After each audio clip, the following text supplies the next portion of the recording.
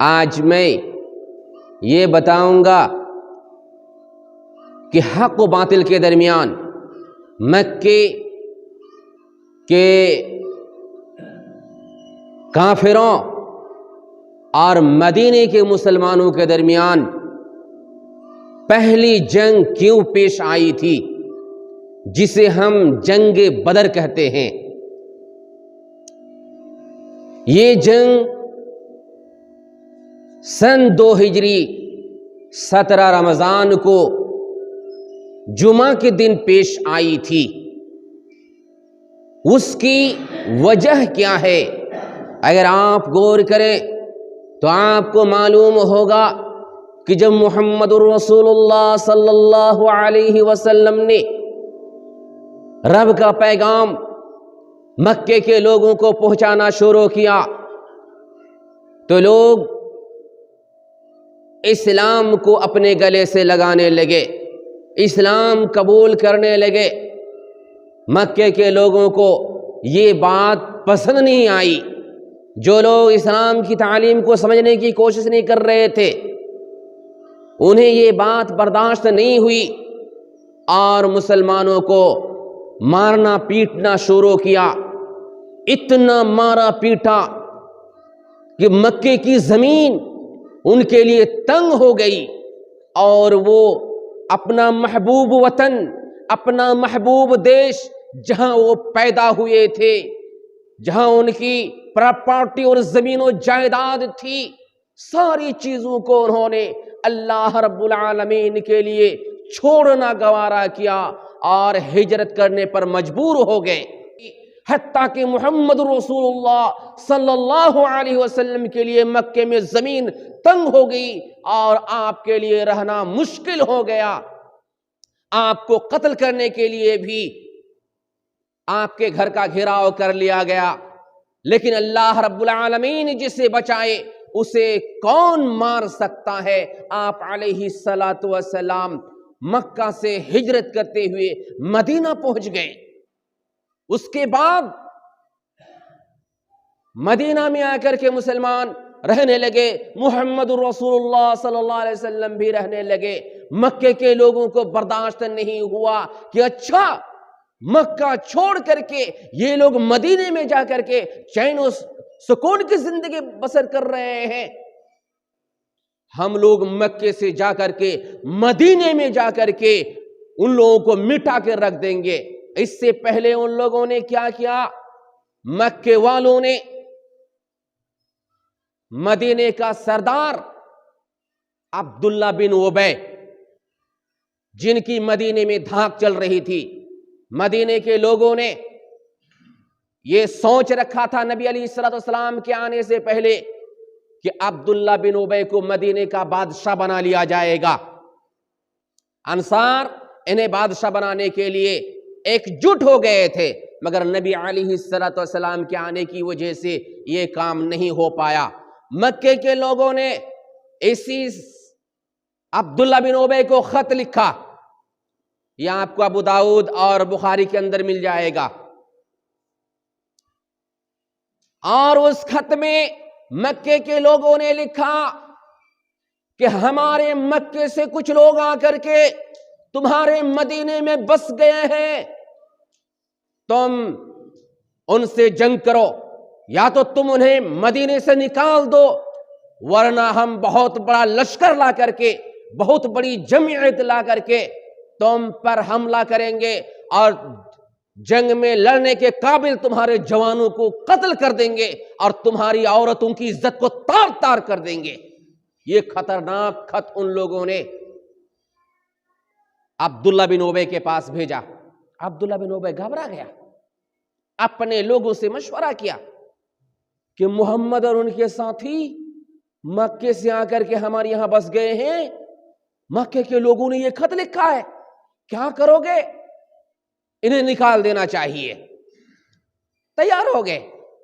نبی علیہ الصلوۃ والسلام کو معلوم ہوا، آپ علیہ السلام نے انہیں سمجھایا کہ اپنے ہی لوگوں سے لڑو گے، یہ بہت بڑا نقصان ہے۔ آپ نے نقصان سمجھایا تو کچھ سمجھ میں آیا۔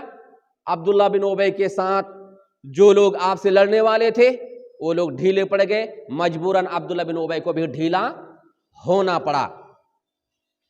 اسی طرح سے اگر آپ بخاری شریف کتاب المناقب پڑھیں گے تو آپ کو معلوم ہوگا کہ حضرت سعد بن معاذ رضی اللہ عنہ عمرہ کرنے کے لیے مکہ تشریف لے گئے اور امیہ ابن خلف کے یہاں ٹھہرے، اس لیے کہ امیہ ابن خلف جب مدینے کے راستے سے شام کی طرف جاتا تھا تو حضرت سعد بن معاذ کے یہاں ٹھہرتا تھا۔ حضرت سعد بن معاذ جب مکے کی طرف جاتے تھے تو امیہ ابن خلف کے یہاں آپ ٹھہرتے تھے، گویا ان دونوں میں دوستی تھی۔ تو آپ عمرہ کرنے کے لیے گئے تو امیہ ابن خلف کے یہاں مکے میں ٹھہرے۔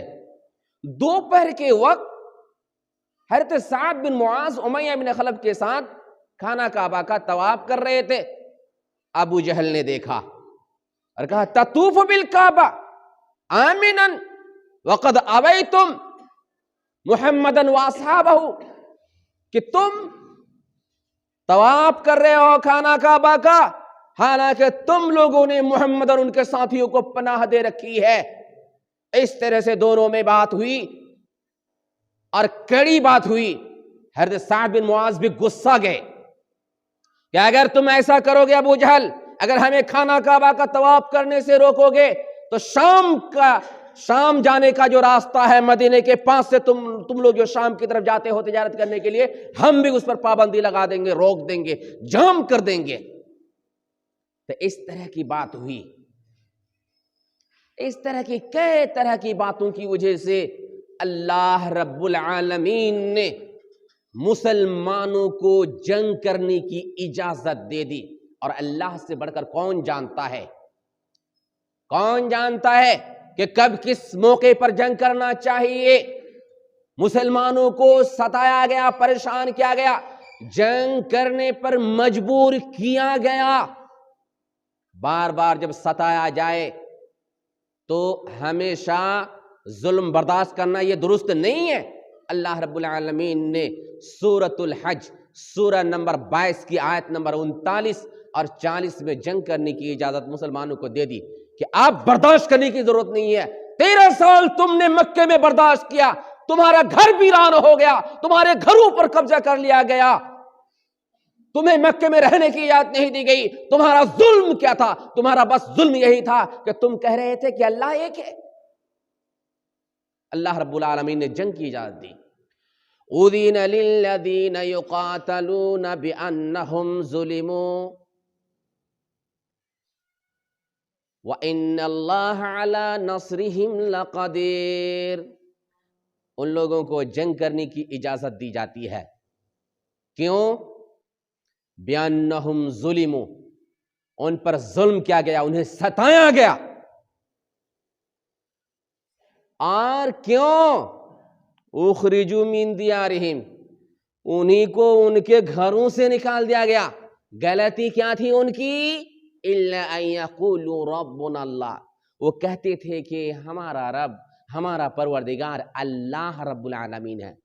اس کو انہوں نے ظلم سمجھا، غلطی سمجھا۔ یہ ان مسلمانوں کی غلطی تھی کہ وہ کہتے تھے کہ اللہ ایک ہے، ہمارا پروردگار ایک ہے، اس لیے اب انہیں جنگ کی اجازت دی جاتی ہے۔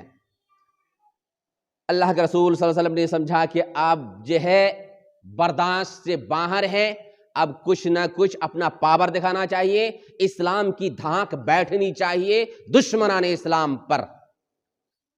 اسی موقع پر ابو سفیان بن حرب شام کی طرف سے تجارت کرتے ہوئے 40 آدمی کو لے کر کے مکہ کی طرف جا رہا تھا۔ نبی علیہ السلام جو ہے کچھ صحابہ اکرام کو لے کر کے نکل پڑے ان کا راستہ روکنے کے لیے، اس لیے کہ اسلام کی دھاک جمانا بھی ضروری تھا، کب تک دب کر کے رہتے۔ لیکن ابو سفیان تیزی کے ساتھ نکل گیا، مکے والوں کو بتا دیا کہ محمد اور ان کے ساتھی قافلہ کو روکنا چاہتا ہے، اگر قافلہ کو بچانا ہے تو جلدی مدد کے لیے آؤ۔ اور قافلے کے ساتھ مال بہت زیادہ تھا ابو سفیان کے ساتھ۔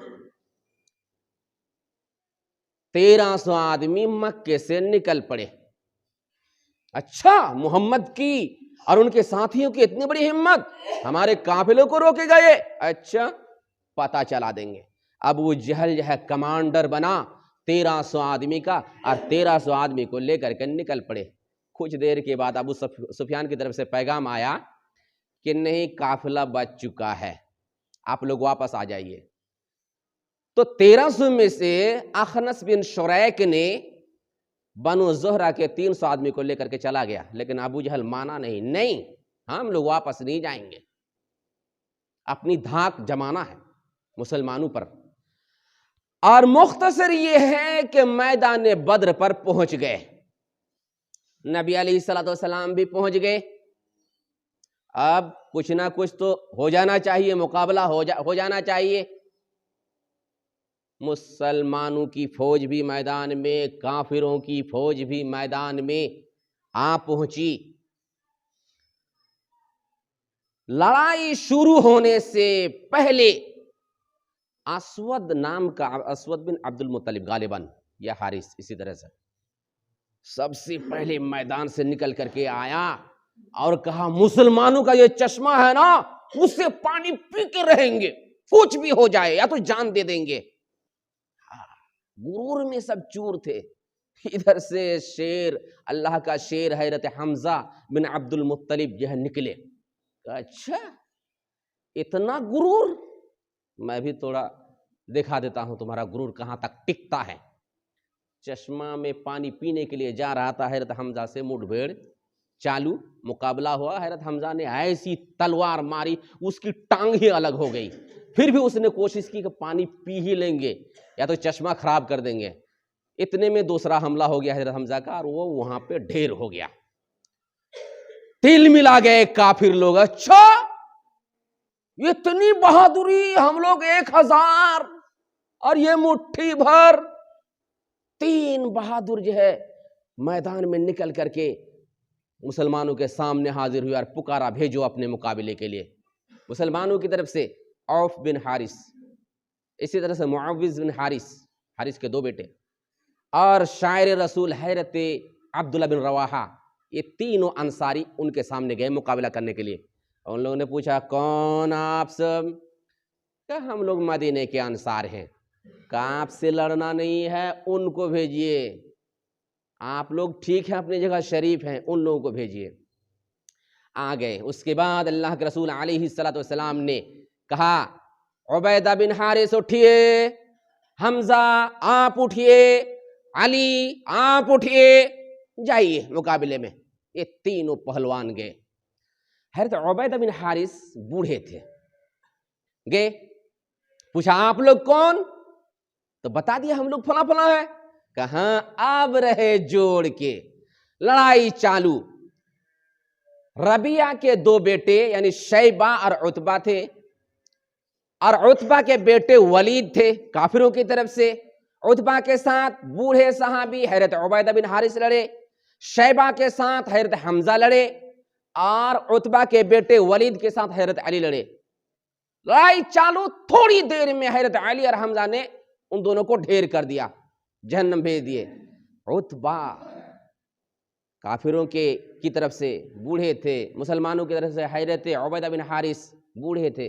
دونوں نے ایک دوسرے کو زخمی کر دیا، بری طرح سے زخمی کر دیا. دونوں بری طرح زخمی ہو گئے. حضرت علی اور حضرت حمزہ فارغ ہو چکے تھے. دیکھا کہ صحابی رسول عبیدہ زخمی ہو چکے ہیں، تو ان دونوں نے اس پر، کافر پر حملہ کر دیا اور ان کا کام تمام کر دیا، اور حضرت عبیدہ کو اٹھا کر کے لے کے آئے اور اللہ کے رسول کے نزدیک رکھ دیے. اس کے بعد ان لوگوں نے حملہ کر دیا زبردست طریقے سے، لیکن مسلمان ابھی بھی حملہ نہیں کیے، صرف روک رہے تھے. ان لوگوں کا خطرناک حملہ جیسے چالو ہوا، اللہ کے رسول چھپر کی طرف آئے اور خوب رو دھو کر کے دعا کیے. میں وہ دعا کئی بار بتا چکا ہوں، آج نہیں بتاؤں گا مختصر ٹائم میں، کہ اللہ یہ جماعت اگر ہلاک ہو گئی، مسلم شریف کی حدیث ہے، تو تیری عبادت نہ ہوگی دھرتی پر. اللہ تعالیٰ نے آپ کو بشارت دے دی کہ نہیں، ان کی ہار ہوگی، مسلمانوں کی جیت ہوگی. آپ علیہ الصلوۃ والسلام خوشخبری لے کر کے تشریف لائے مسلمانوں کے درمیان اور بولے سیہزم الجمع ویولون الدبر، سیہزم الجمع ویولون الدبر، کہ جماعت شکست کھا جائے گی، یعنی دشمن شکست کھا جائیں گے، پیٹ پھیر کر بھاگیں گے۔ اس کے بعد آپ علیہ السلام نے فرمایا شدو، چل دوڑو کافروں پر۔ مسلمانوں نے جو حملہ کیا تابر توڑ، دشمنوں کی جماعت بکھر گئی، تتر بتر ہو گئی اور وہ لوگ بھاگنے بھی لگے، لیکن ابو جہل کے قریب ابھی بھی جمگھٹ لگی ہوئی تھی، کچھ بھیڑ تھی۔ ابو جہل اکسا رہا تھا، ہم لوگوں کی جیت ہوگی، چلو ہم لوگوں کی جیت ہوگی۔ اتنے میں دو چھوٹے چھوٹے بچے پہنچ گئے ابو جہل کا کام تمام کرنے کے لیے۔ بخاری شریف کے اندر موجود ہے، حضرت عبد الرحمن بن عوف کہہ رہے ہیں میں لڑ رہا تھا جنگ بدر کے دن، دو چھوٹے بچے میرے پاس آئے، ایک نے دوسرے سے چھپاتے ہوئے کہا یا عمی هل تعرف ابا جہل، چاچا جی ابو جہل کو جانتے ہیں؟ میں نے کہا ما حاجتک الیہ یا ابن اخی، بھتیجے تمہارا کیا کام ہے ابو جہل سے؟ اس نے جو کہا، کیا جملہ کہا، اخبرت انہ یسب رسول اللہ صلی اللہ علیہ وسلم، مجھے معلوم ہوا کہ وہ اللہ کے رسول صلی اللہ علیہ وسلم کو گلیاتا ہے، گالی دیتا ہے، اگر میں اسے پا جاؤں کام ہی تمام کر دوں گا۔ اتنے میں دوسرا بچہ بھی یہی سوال کیا، اتنے میں ابو جہل لوگوں کو للکارتا ہوا آیا اور حضرت عبد الرحمن بن عوف نے کہا یہ شکار ہے تمہارا۔ اتنے میں بچے دوڑے اور جا کر کے حملہ کر دیے، دونوں نے حملہ کیا، کئی طرح کی روایت ہے، اور اللہ کے رسول کے پاس آ کے بولے کہ اللہ کے رسول ابو جہل کا کام تمام ہو چکا ہے۔ آپ نے فرمایا ایکما قتلہ، تم دونوں میں سے کس نے قتل کیا؟ دونوں نے کہا میں نے کیا، میں نے کیا۔ اللہ کے رسول نے کہا تلوار پوچھ چکے ہو، خون صاف کر چکے ہو تلوار سے؟ کہ نہیں۔ دونوں نے دکھایا تو آپ نے فرمایا کلاکما قتلہ، تم دونوں نے ہی قتل کیا ہے۔ ابو جہل کے قتل ہو جانے کے بعد جماعت بکھر گئی اور دشمنان اسلام میدان چھوڑ کر کے یہ جو بھاگنے لگے حواس باختہ ہو کر کے، حواس باختہ ہو کر کے سب مکے کی طرف بھاگے، بدحواشی کے عالم میں مکے میں داخل ہوئے۔ لوگ مکے میں منتظر تھے کہ اچھی خوشخبری آئے گی۔ اسی طرح دشمنان اسلام جو مدینے میں موجود تھے گندی خبر پھیلا رہے تھے، محمد اور ان کے ساتھیوں کا کام تمام ہو گیا، محمد بھی مارا گیا۔ لیکن مکے میں جیسے لوگ داخل ہوئے، پوچھا کیا کیا کیا کیسی خبر آئی میدان بدر سے؟ کہا ہم لوگ گردن بڑھا دیا اور وہ لوگ جیسے چاہ رہے تھے کاٹ رہے تھے۔ ایک صاحب صفوان بن امیہ تھوڑا دور کھڑا تھا، مکے میں داخل ہوا، پوچھا کیا خبر ہے؟ کہ کیا کہنے، ہمارے بڑے بڑے سردار ختم ہو گئے، فلاں ختم ہو گیا، فلاں ختم ہو گیا۔ صفوان بن امیہ نے کہا کہ یہ ان کا ہوش نہیں ہے، ان سے پوچھو کہ صفوان بن امیہ کیسا ہے؟ تو اس نے کہا کہ صفوان بن امیہ وہ کیا ہے؟ حتیم کے پاس بیٹھا ہوا ہے۔ مدینے میں منافقین نے اور یہودیوں نے گندگی مچا رکھی تھی کہ محمد بھی ختم، ان کے ساتھی بھی ختم ہو چکے ہیں، مسلمان پریشان، اللہ کے رسول چلے گئے دنیا سے۔ اتنے میں اللہ رب العالمین کی طرف سے اللہ کے نبی صلی اللہ علیہ وسلم کو حکم ہوتا ہے کہ دو آدمی کو بھیجا جائے مدینہ۔ آپ نے زید بن حارثہ رضی اللہ عنہ کو اور حضرت عبداللہ بن رواحہ رضی اللہ عنہ کو بھیجا کہ جاؤ مدینے میں اور بتاؤ کہ اللہ رب العالمین نے حق کو جیت عطا فرمائی ہے، دشمن کی ہار ہوئی ہے۔ یہ لوگ جا کر کے بتائے، پھر مسلمانوں کے اندر خوشیوں کی لہر دوڑ گئی۔ یہ جنگ ہونی نہیں تھی نا، اس لیے کہ آپ جو ابو سفیان کا قافلہ روکنے کی نیت سے جو ہے نکلے تھے، لیکن اللہ تعالیٰ نے جنگ کرا دی، اچانک یہ جنگ ہوئی ہے۔ اس لیے بڑے بڑے پہلوان ابھی بھی مدینہ میں موجود تھے، وہ لوگ پچھتائے کہ ہم جو ہے پہلی جنگ میں شامل نہیں ہو سکے، وہ لوگ جیسے سنے کہ اللہ رب العالمین نے محمد رسول اللہ صلی اللہ علیہ وسلم کو، مسلمانوں کو، اسلام کو جیت عطا کی ہے، جلدی دوڑے نبی علیہ السلام کو مبارکباد پیش کرنے کے لیے۔ کہنے کا مطلب یہ ہے کہ جمعہ کے خطبے میں اس مختصر سے ٹائم میں اتنا بڑا واقعہ بیان نہیں کیا جا سکتا ہے۔ تو مسلمانوں کے سلسلے میں جو گند پھیلایا جاتا ہے، گند کہ اسلام خون ریزی چاہتا ہے، اسلام تو لٹیرا مذہب ہے، اسلام میں تو صرف لڑائی جھگڑا۔ اللہ کے بندو سوچو، صحیح سے اسلام کی معلومات حاصل کرو اور اسلام کی کتاب پڑھیے جو مسلمانوں نے لکھی ہے کہ اس میں کیا ہے۔ اسلام خون ریزی 13 سال تک مار کاٹ برداشت کی، پھر مدینہ آئے، پھر مدینہ میں دھمکایا جا رہا ہے مسلمانوں کو، مدینہ میں لیٹر بھیجا جاتا ہے کہ مسلمان تمہارے مدینے میں آ چکے ہیں، انہیں بھگاؤ۔